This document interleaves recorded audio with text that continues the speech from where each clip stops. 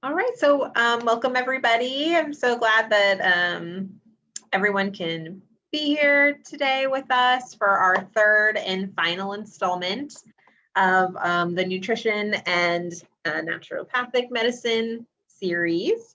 And today, Dr. Schuster will be talking about side effect management. So we're really excited to have her for her third installment. So I just wanted to talk about cancer support community a little bit and who we are and what we do. I know we kind of go over this every time, but I just want to make sure that you guys are aware of us. So Cancer Support Community is a worldwide nonprofit that provides support and resources for anyone who's been touched by cancer.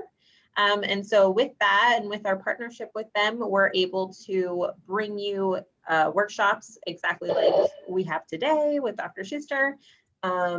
We're also able to bring support groups, connect you to resources and social events, among other things. So definitely stay tuned till the end because I believe we're going to kind of update you on what's coming up in the next month or so, as we have kind of a lot of stuff still on the agenda coming up with Cancer Support Community.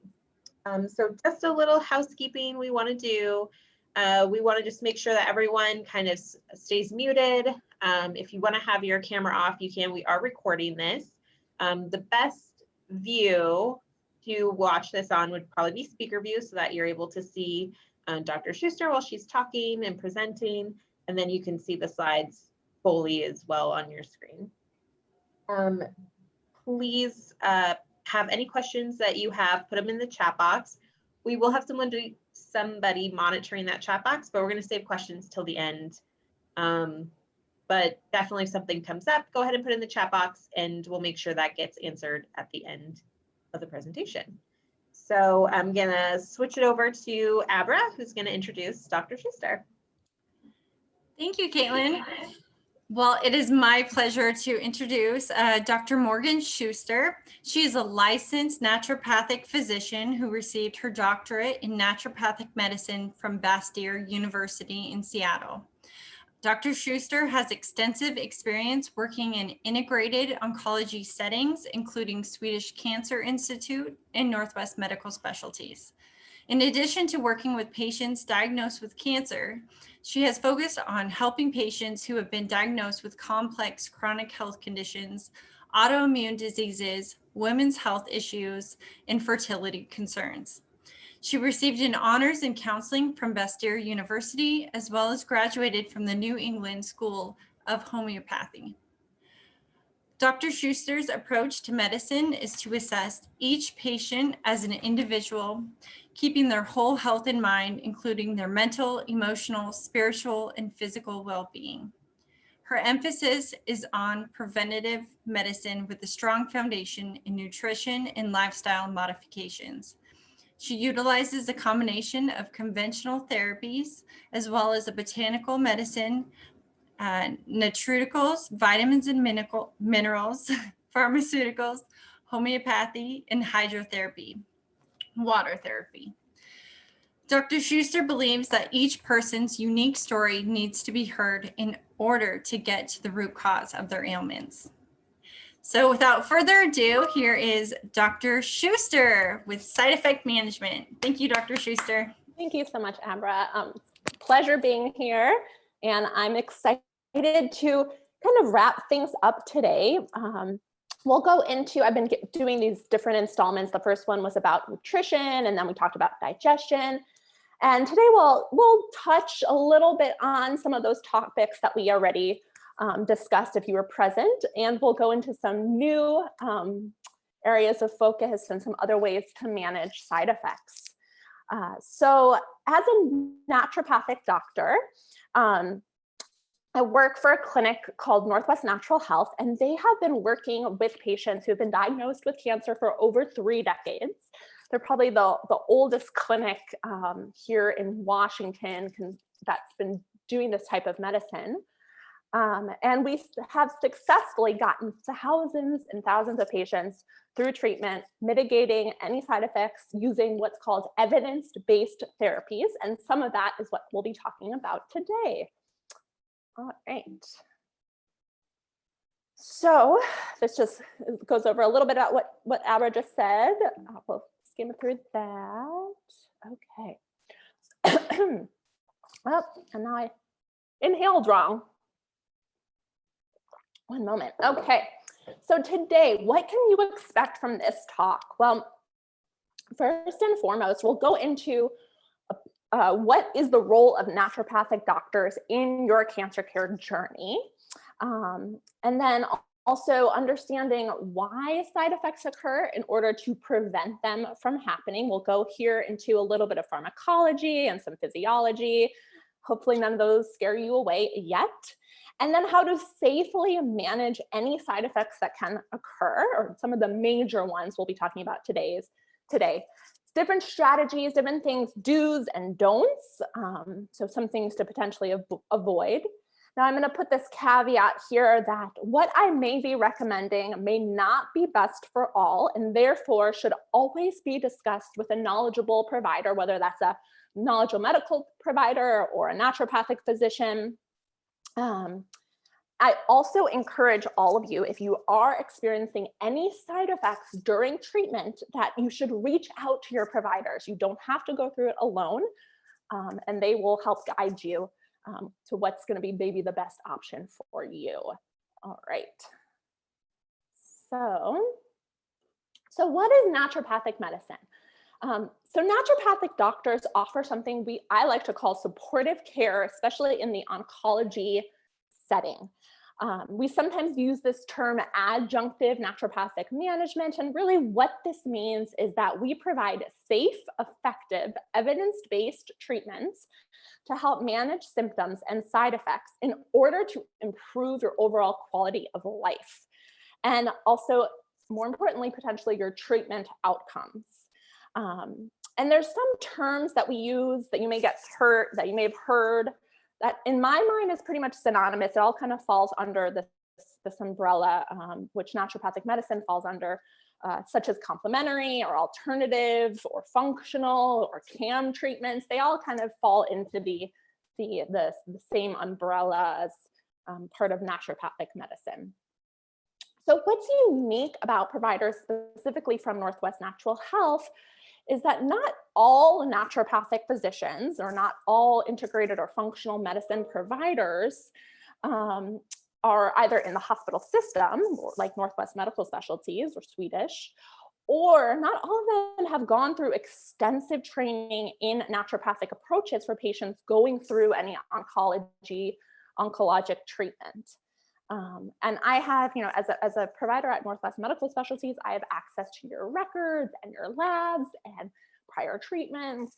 And I think that's so important and really vital to the outcome, just having that access and also being able to talk to your care team or whole team. So we know that a lot is on your plate and you're having to juggle a lot of appointments and spending a lot of time at doctor's office. So we really want to minimize your stress as much as possible. And that's part of it. And making the best choices for you and your care, and also maximizing the time spent in your doctor's office. So if you're gonna find a naturopathic doctor in any other state, and they are available in other states, they definitely are in Washington, but they're elsewhere as well. You're looking for someone who is integrated in the hospital system or able to coordinate well with your care team. All right, so I think about doing 3 major things with all of my patients, and especially patients who are going through any major treatment. And the first is keeping you, the patient, as strong and healthy as possible. And in order to minimize any side effects that may occur either before, during, or after treatment. And then also to avoid any unwanted interactions with treatment, as well as to add in preventative strategies. So the first one, keeping you as strong and healthy and comfortable as possible before, during, and after treatment. In order to do this, we do a very comprehensive review of systems. And what this means is I ask you a ton of questions.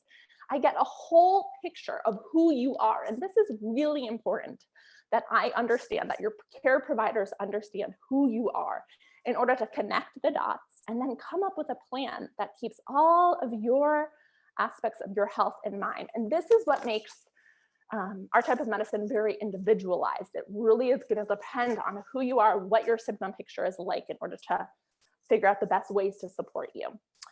It's not always a one size fits all type of solution, especially when it comes to side effects. In addition, we look at records, we review or address any pre-existing conditions, and a lot of times some pre-existing conditions can affect how well one tolerates treatment. And so we work on that as well. And so what we have seen in doing all of this and addressing all of the aspects of one's health in order to successfully get you through treatment and beyond, it really helps to look at the whole picture and who you are. And then we address any side effects that may potentially interfere with your ability to tolerate treatment or complete treatment.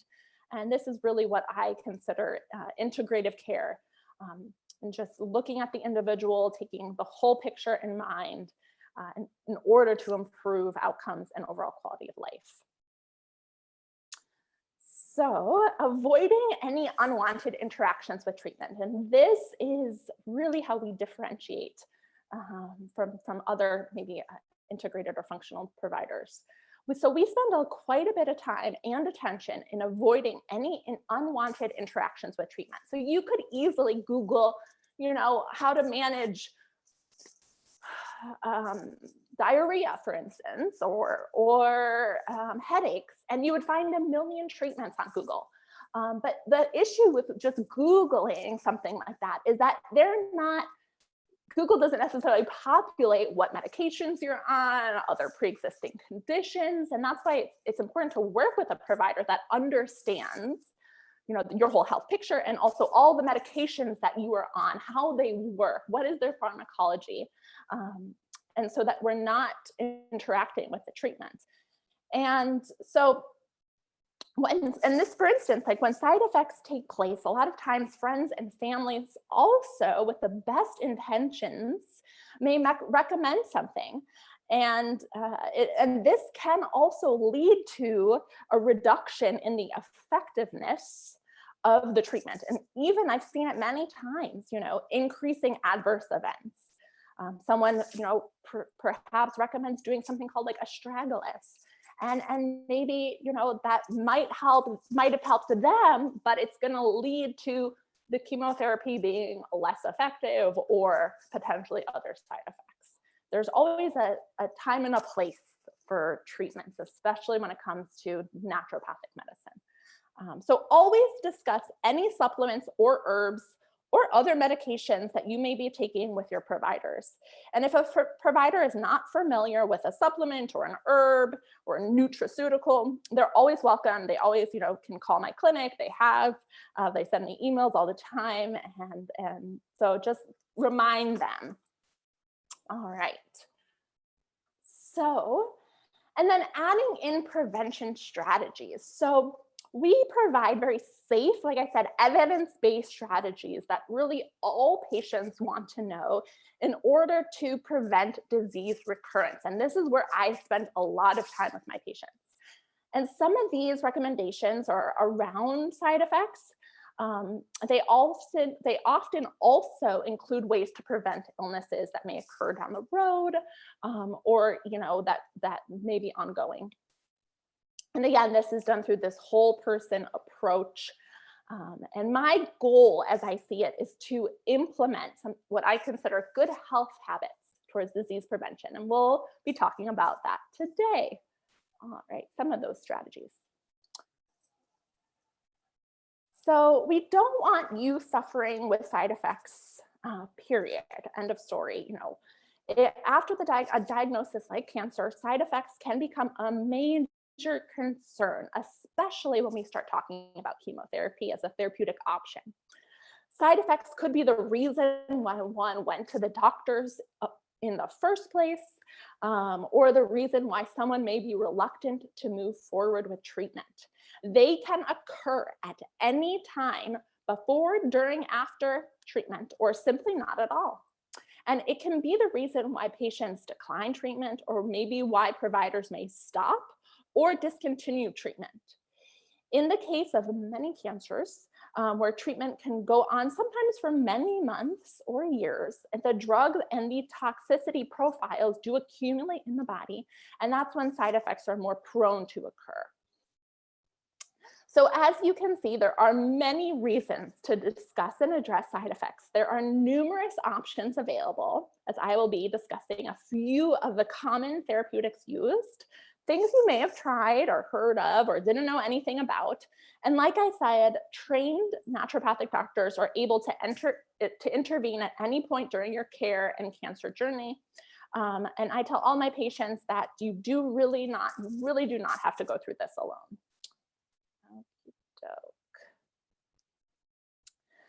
So we're not going to talk about each individual chemotherapy or different immunologic agent that's out there, or their treatment, their side effects, but we'll talk about a few of probably the most common ones that I see that are kind of bothersome for most people. So why do side effects occur? Briefly, just kind of in short, treatments have gotten very sophisticated and better tolerated, especially with the advent of biologics and immunologics. But generally speaking, a drug or a combination of drugs that are chemotherapy agents, they work by targeting, killing cells and disrupting cellular division in different spots along the cell's life. And it usually targets very metabolically active cells, as cancer cells are more metabolically active. They're utilizing the body's fuel source and energy.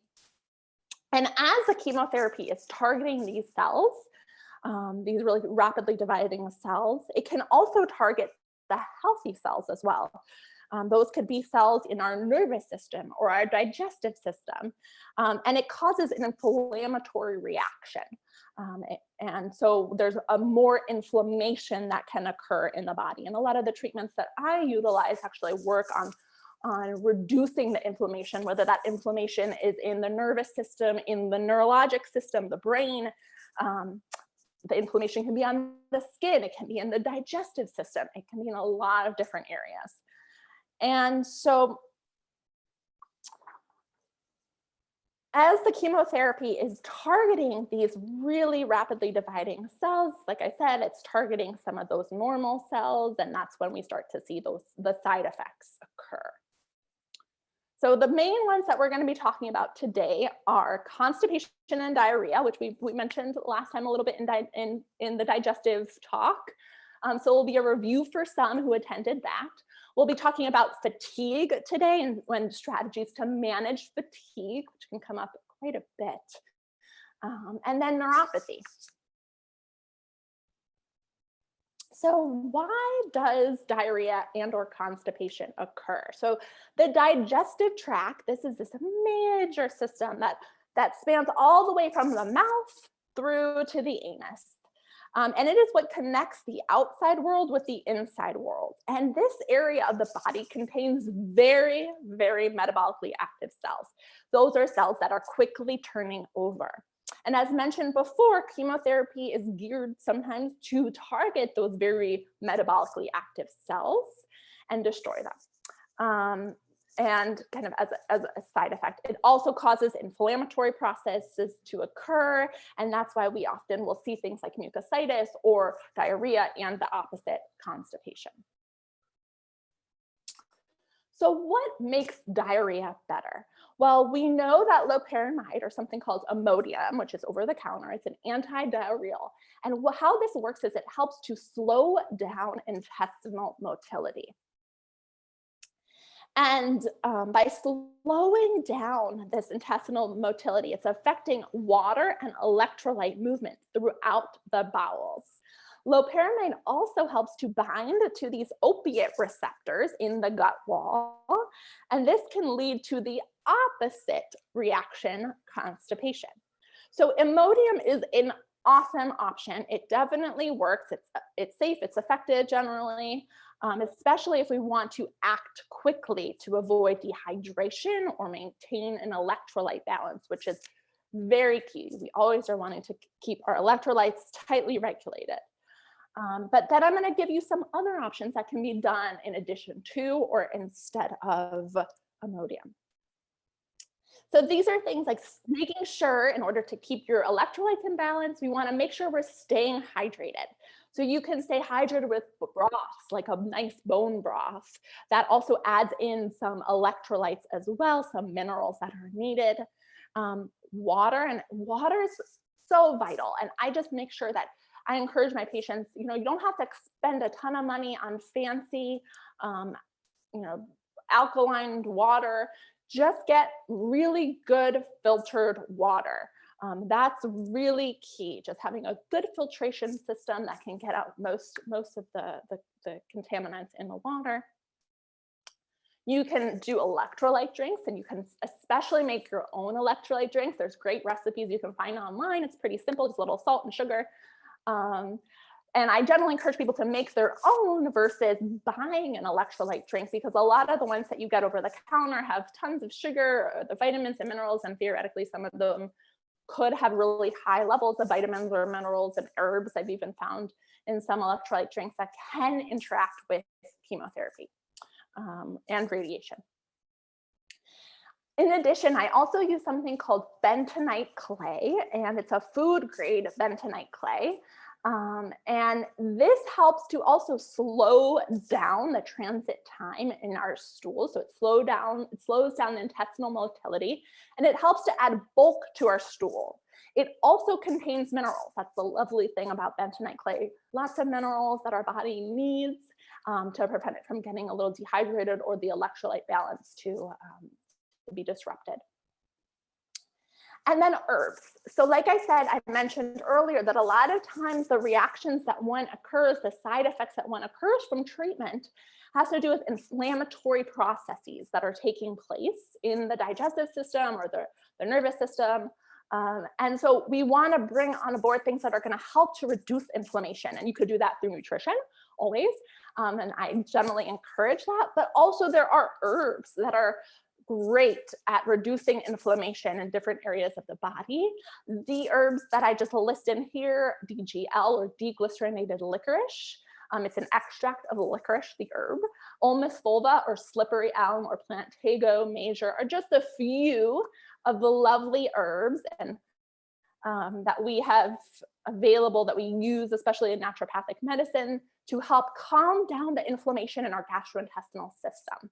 And this picture down here on the right side of the screen is plantain, and you guys are probably seen this in your yard. It is considered a weed, but it's what we call nature's Band-Aid. It just is wonderfully healing herb that can act like a Band-Aid both internally and externally as well. All right.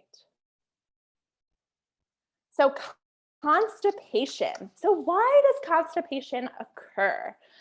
All right, let's see, did I lose my spot? Well, it is an opposite reaction to diarrhea. Oftentimes, like I said, the loperamide binds those opiate receptors and it slows down the intestinal motility, and sometimes it gets so slow that we get backed up. So that can be the reason. Also steroids. Any steroids, often their side effect profile is constipation. And opioids. Any opiate medications can cause constipation. I see a lot of patients coming in, but even before treatment, being constipated or having long-term constipation for a number of different reasons. So it maybe was something you went into treatment experiencing.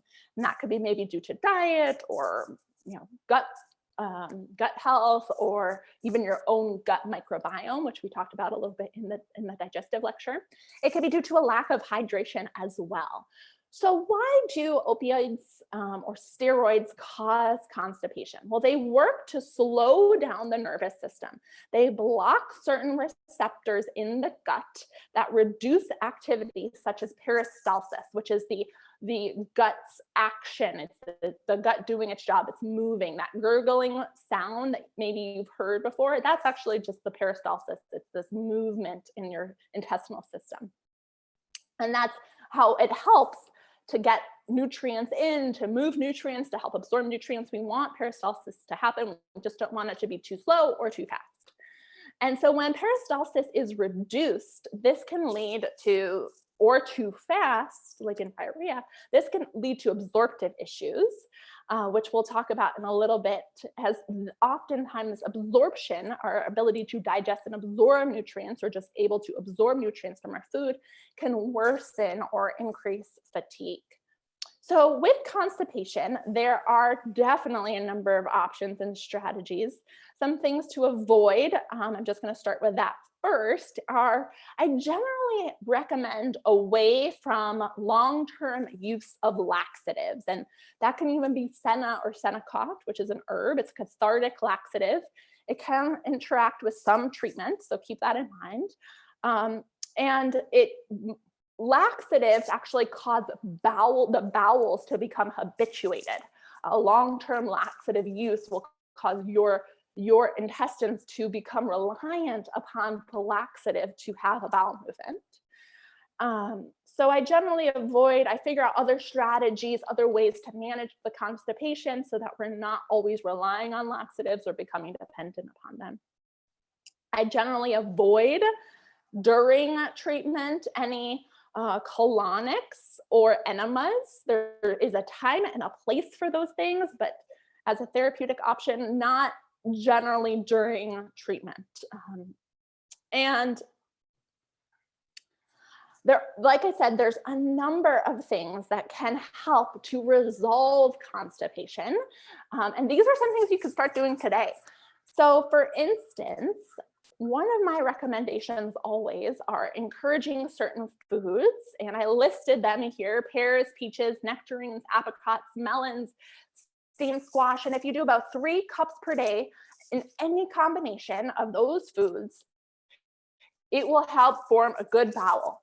And that is because these foods contain both soluble and insoluble fibers. And fiber in itself helps to add bulk to your stool. It also can cause, depending on the type of fiber, it can increase the absorption and the water content in your stool. It can help with that. These foods also have mucilage. So mucilage helps to kind of make your stools easier to pass. They add that moisture in so that they can evacuate easily. Most Americans get maybe 10 grams of fiber per day in our diet. If you have more of a standard American type of diet, and we need closer to 25 or 30 grams per day. And so I often contribute that to why we have so much constipation in our society. Magnesium. So magnesium is a wonderful, wonderful mineral. I could literally probably talk about magnesium all day, or at least this whole hour, but I'm gonna spare you guys on that because it probably would get real boring real quick. But magnesium is involved in almost over 300 essential metabolic reactions. For example, it helps with energy production. It helps to relax nerves and muscle fibers.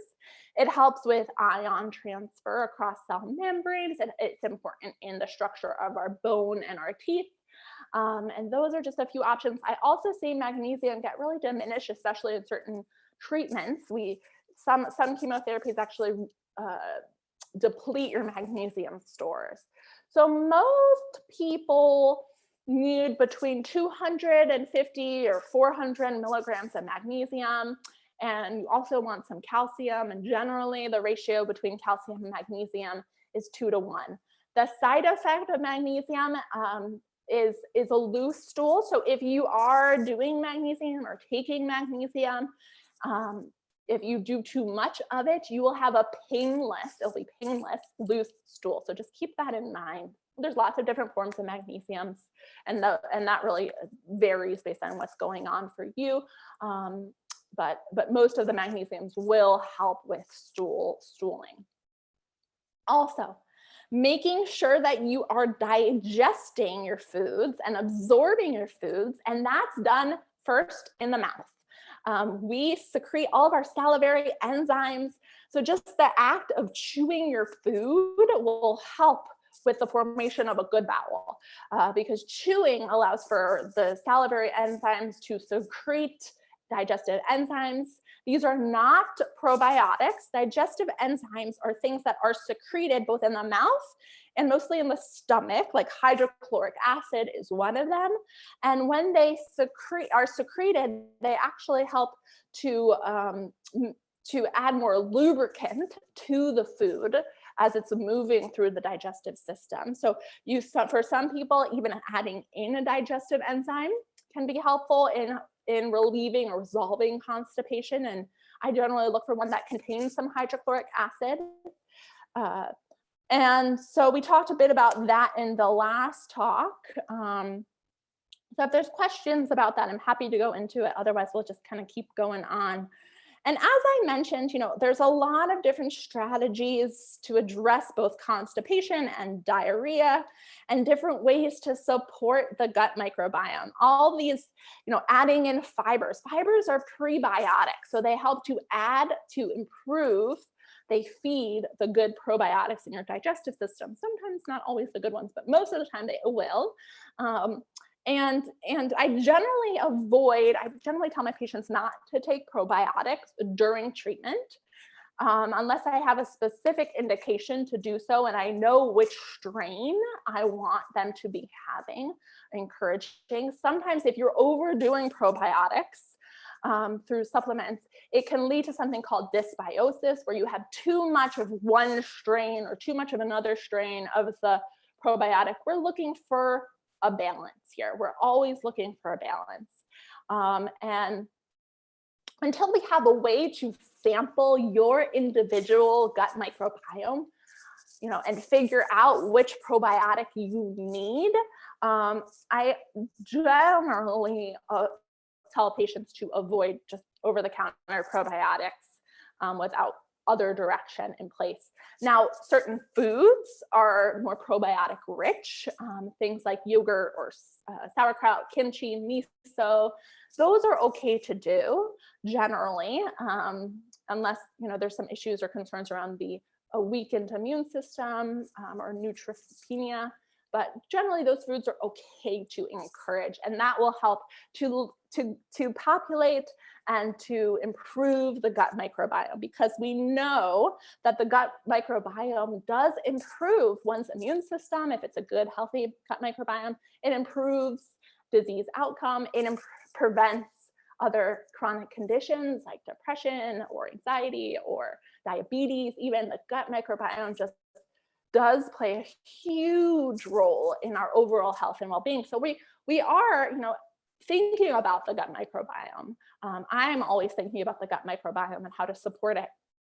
And a lot of the things that I just mentioned will help with that as well. And also just knowing who you are and what health conditions may be coming up for you and ways to support that. So we'll move on from there. So fatigue. So the research, from what I have witnessed, fatigue is probably one of the most common and debilitating symptoms experienced by patients who are going through cancer treatment. It is characterized by feelings of tiredness and weakness and just lack of energy. And I think right now we're all feeling a lot of fatigue, or more than normal with what's going on in the world. And it's distinct from just normal drowsiness experienced by maybe healthier individuals, in that it's not relieved by rest or sleep. And it can occur both as a consequence of the actual disease process, of the cancerous disease process, or as a side effect or as a side effect of treatment. But interestingly, the precise underlying pathophysiology of fatigue is largely unknown. So we do not know some of the reasons for fatigue, but we do know a number of them, and there's a lot to be said here. We know there can be a huge kind of mind-body connection. This is often known as the psychoneuroimmunology. It's a growing field of research in oncology, in the world of oncology. So they're looking at, reasons of fatigue or other mood changes that can happen. Fatigue can often be due to anemia, so either low iron or not enough B vitamins, or other reason for anemias, and malabsorption issues, so not absorbing enough nutrients from your food, specific nutrients. Malnutrition, simply just not eating enough, usually not enough protein, or maybe other nutrients. Stress, we all know that now, I think. Stress can play a huge role in our mood and energy, and that can just be stress, physiologic stress on the body, environmental stress, and also stress can also interact or inhibit one's ability to digest or absorb nutrients or food. Feelings of fear, feelings of overwhelm, concerns around health, grief, loss, depression, anxiety, chemo brain, lack of sleep or poor quality of sleep, or just general inflammation. Some of that inflammatory processes that we talked about. And so there's a lot of reasons for fatigue, and some of which we should know, working with a provider who's asking a lot of questions, doing that full review of system and figuring out, where, if you come in with fatigue, why are you experiencing the fatigue? And we don't always necessarily figure it out right away, but we do. That's my goal, is to figure out why is the fatigue happening and how to best support your system. And it could be any of those areas or other reasons not mentioned. So we'll be talking a little bit about, common reasons for fatigue. And like I said, nutrition. I love to talk about nutrition. And just meeting nutritional needs can often combat fatigue. And the biggest one I see here is protein. Protein is so important for maintaining our muscle mass, for our mood, for our energy. And I gave this range 50 to 70 grams per day in terms of the range for protein. And it could be higher, could sometimes be lower, depending on who you are, what is your activity level, what is your size. So it's a little bit more individual. And protein does not just mean you have to eat a whole bunch of meat. Protein comes in all sizes, shapes, in terms of foods. Protein can come from complex carbohydrates. It can come from nuts and seeds. It can come from, beans. Beans are a great source. So legumes are a great source of protein. There's lots of other options in terms of ways to get in protein. And doesn't mean you just have to eat a whole bunch of meat. And then making sure you're getting in lots of fruits and vegetables, because fruits and vegetables, they contain lots of phytonutrients. And so we don't really worry about, I generally do not worry or advise my patients to avoid any fruits or vegetables. Phytonutrients, they are the ways that they help protect fruits and vegetables as they are growing. So fruits and vegetables actually have protective mechanisms in place to help with any cellular damage that can occur. And they do the same thing in the body. So when you're going through a chemotherapy or any treatment, major treatment, there is cellular damage. We talked about that. Fruits and vegetables have the ability, they have nutrients, they have systems in them that help to prevent any free radical damage that may be, or some free radical damage that may be happening in the body. And so just encouraging fruits and vegetables. And I don't care what they are, just eat the rainbow. All the different colors are different phytonutrients, so different ways to help support your body and improve even energy. And then sometimes, when we have ongoing inflammation in our digestive system, or we're just not simply unable to get in the nutrients that we need from our diet, there are other ways to get in nutrients.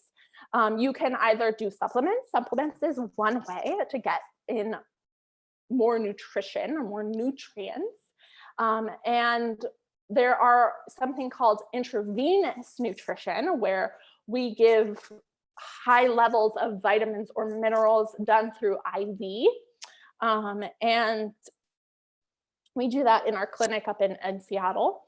And there's quite a bit of evidence, especially in regards to like intravenous vitamin C. I'm not going to make a big deal about this, but that show that it can, doing intravenous vitamins or nutrients or high levels of vitamin C can help with improving one's quality of life and specifically energy, fatigue. And so there's a time and a place to do things like intravenous nutrition or supplements or other nutrients. And that is very individual. And in order to minimize or mitigate any adverse events or to interact with treatment. But they're available, they're out there, and they work really, really well. And there's evidence to show that as well. Now, the one thing I like to just point out with supplements, if you're going to be doing any vitamins or supplements, you always want to make sure that you're getting a good quality product. There are products out there, and I see them all the time, that they're crap. What they say is on the label is not in the actual supplement. So what's really important is that whatever supplement you're taking, it meets something called Proposition 65. That's a certain regulation. It's been tested by a third party for label accuracy, and it's free from any bacteria, yeast, molds, heavy metals, and other unwanted ingredients. All right. And so, the other thing that I didn't mention too much of, but addressing this mind-body connection. So I think that it's so important to work with a counselor, either a social worker, which we have a great group of social workers here with us today, but speaking with someone outside of your family or friends, and that isn't your doctor necessarily. You can always talk to your doctor, but sometimes you don't have enough time. There's too many other things going on. Just having someone to give you, to talk to help with stress management, just that activity of counseling or social work can be really helpful in combating fatigue. It also helps with mood and that mind-body connection as it relates to energy and even disease outcome. So they are doing more and more research into that. And I just think it's so important for all of my patients, whether they're going through, treatment, chemotherapy treatment, or any oncologic treatment, or they have other health concerns. I think just doing some therapy, some counseling, some, mind growth activities will help a lot with just disease outcome and also energy as well. In addition, getting in exercise. So this is probably the most important thing to start doing, and something you can start doing today. Fortunately, it's raining out, but you could do something in your home. There is so much good evidence out there for exercise, especially in an oncologic setting. It improves energy, mood, quality of life, sleep quality, which will also translate to energy throughout the day. It helps to manage or modulate our blood sugar regulation, improving our insulin. It can lead to weight loss. It improves muscle mass and just overall health maintenance. So if there was one thing that you would start doing today, I don't care what you could eat more vegetables, that'd be great. But if you're going to be like, I'm not going to do that, but I'm going to exercise, I would be thrilled. And all you have to do is 20 minutes per day, 7 days a week, ideally. It's better to get something in every day versus kind of, one big day of a whole bunch of exercise. You can do that, but we see that, with some of the evidence that it's better to just get in some movement every day in order to combat fatigue. And I know it really can seem counterintuitive, but it has shown, there's lots of evidence out there to show that it does improve energy, mood, and even minimizing side effects, because just having in that extra movement causes the medications to move throughout the body easier. It doesn't get stuck in certain places.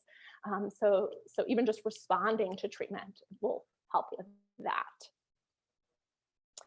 And ideally, you're doing it with maybe a loved one or a friend, being COVID safe at this point in time. And, just getting your mind off, allowing some time to think about other things, engaging in activities with loved ones, engaging in activities in nature, so healing, so therapeutic, and really going to help ultimately with energy. So neuropathy. This is probably the one I get the most referrals for from Northwest Medical Specialties. And why does neuropathy even occur? So imagine your nerves are like a wire, like this wire here. They're wrapped in this very protective outer coating. And with the chemotherapy drugs, certain chemotherapies, they start to damage, they can damage some of the nerve fibers, that outer layer. And it's because there's inflammation that's occurring throughout the body and in the nervous system. And as it's causing, there's more inflammation, there's damage occurring to the outer layer, some of the insides of the nerve fibers start to show themselves like this picture. And that's what we start to experience side effects, or we experience the neuropathy, the numbness and tingling in arms, legs, hands, or feet. Now, there are lots of different reasons actually for neuropathy. Some can be due to tumors, maybe a tumor is compressing the spinal cord or a certain area in the body. That can cause neuropathy. There are B vitamins that if you don't have enough of, specifically B12, that can lead to neuropathy. It can be due to poor circulation. It could be due to infections. Other chronic diseases, diabetes can sometimes cause neuropathy. So it's important to know maybe why the neuropathy is occurring. But for our purposes today, I'm generally referring to the chemotherapy-induced neuropathy, so chemotherapy agents causing or contributing to neuropathic pain. So the conventional option for neuropathy is gabapentin. And if you've ever experienced it, it sometimes works, a lot of times it doesn't. And that's really pretty much all they have now for neuropathy. And it just changes. How it works is just to change the way the body actually senses or picks up pain. It doesn't help to heal the nerves. It doesn't help to prevent it from getting worse. And so that's the best option conventionally that they have for most people. Now, as naturopaths, actually, at our clinic at Northwest Natural Health, my mentor and clinic director, Dr. Labriola, he was the lead investigator of a trial with Velcade and L-glutamine and something called P5P, which is commonly known as B6, but it's the active form of B6, and it's important that it is that form. And these nutrients were administered at really high doses, well above the recommended daily allowance. So for P5P or pyridoxal 5-phosphate, it was 250 milligrams per day. And with L-glutamine, which is an amino acid, and I'll explain what L-glutamine is in a moment, it was closer to 20 to 30 grams per day, not milligrams, grams, in divided doses. And they saw that if these nutrients were given at these high levels, that it stopped the progression of neuropathy from occurring. And it had to be done in accordance with treatment. So it stopped it and it helped to heal the nerves as well. So glutamine is an amino acid. It's essential for the maintenance of intestinal mucosa. It helps the gut function. It helps to maintain immune function as well by acting to provide some fuel for cells. All cells, both healthy cells, usually it can also provide fuel for cancerous cells too. So we have to time it appropriate, and we have to do it at the right doses and the right form. So glutamine is also involved in glutathione synthesis, which is glutathione is this also wonderful nutrient that can be done intravenously to help with neuropathy as well. And there's other nutrients as well that can be utilized to help with neuropathy or neuropathic pains. But these are the two ones that have been really well studied to show evidence or have evidence that they are effective in both halting the progression of neuropathy and even preventing it from getting worse or from occurring at all. So although neuropathy can be troublesome, there are many options. These are just a few of them, like I mentioned, whether it's conventional or naturopathic. It's just important, really important to understand why the neuropathy is occurring, or why the diarrhea is occurring, or why the constipation or the fatigue are occurring. And in order to do that, the provider, whomever you're speaking with, needs to know who you are, your whole health picture.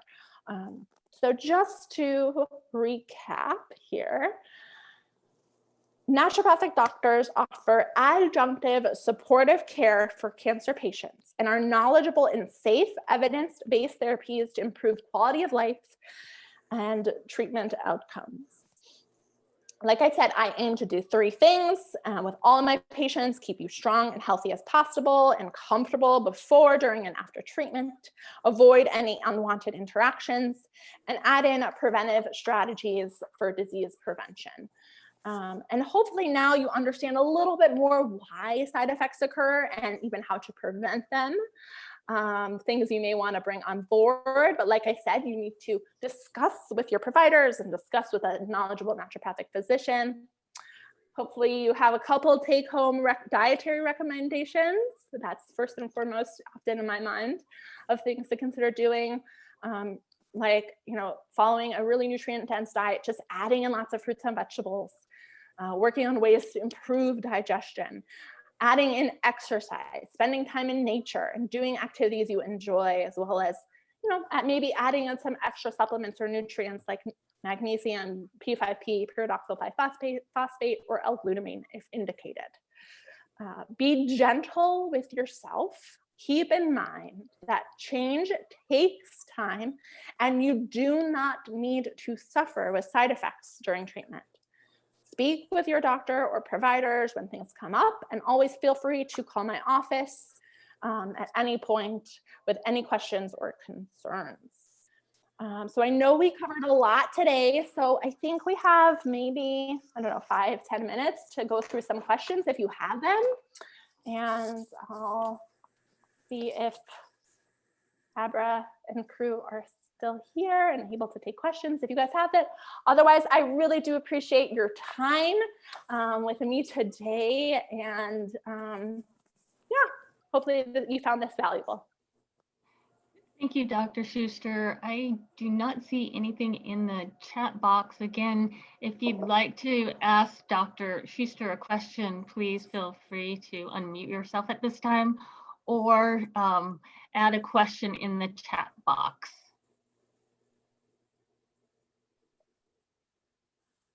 Hello? Yes, go ahead. Oh, can you see me? Yes, well, I see your forehead. Oh, I'm in bed. Okay. Well, I tell you, I've been struggling with, there I am. The Anastrozole, the 5-year pill. Mm-hmm. And it makes me so sick all the time. I feel, I guess in some reading that I've been doing, does that actually have chemo drugs in it? No, you know? so Anastrozole, no, it works a little differently. It's not a chemotherapy agent. It works differently. There are a lot that, and I should have a whole talk on that. I actually do have a whole talk on that, specifically, breast cancer prevention after treatment, things that can come up and ways to manage some of the side effects that do occur with any of the aromatase inhibitors like Anastrozole. Because I didn't talk about it today, I kind of encourage you to ideally schedule an appointment with me or meet with another naturopathic provider, because there are a lot of ways to manage some of those side effects. Okay.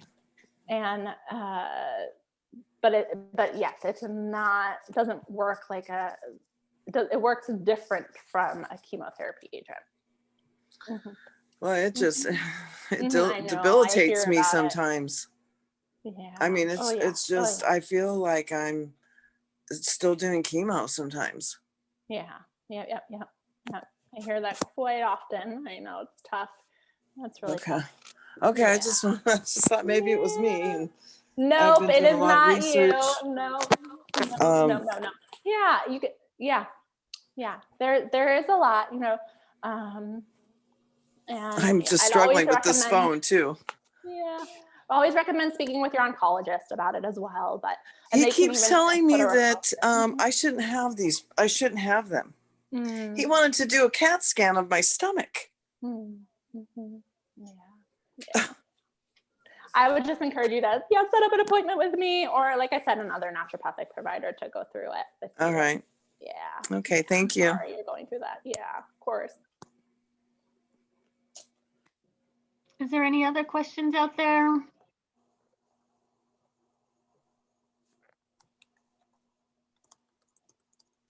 Well, thank you so much, Dr. Schuster. Yeah.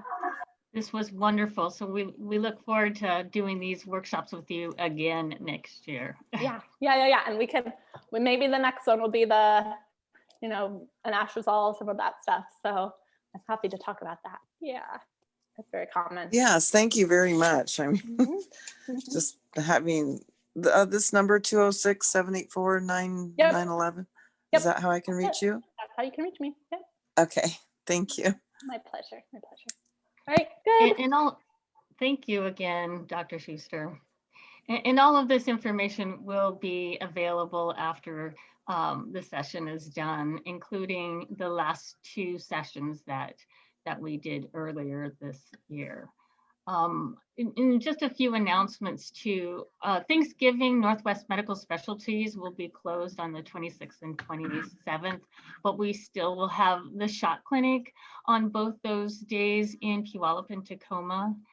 And then we're going to be holding a patient feedback forum on December 1st from 3:30 to 4:30. We look forward to seeing you there and hearing either good or bad comments or just any kind of feedback. We really appreciate. We, meaning the cancer support community and Northwest Medical Specialties, will be doing a multiple myeloma workshop on December 3rd with both Dr. Tony Blau and Dr. Sibel Blau from 5 to 7. And then we will have a workshop on treatment decisions December 8th between 2 and 3. And then lastly, we're going to do a fun event, a Christmas social gingerbread making and games. We're going to be doing trivia and a scavenger hunt on December 11th virtually from 5:30 to 7:30. So we look forward to seeing you at those other events. And thank you again.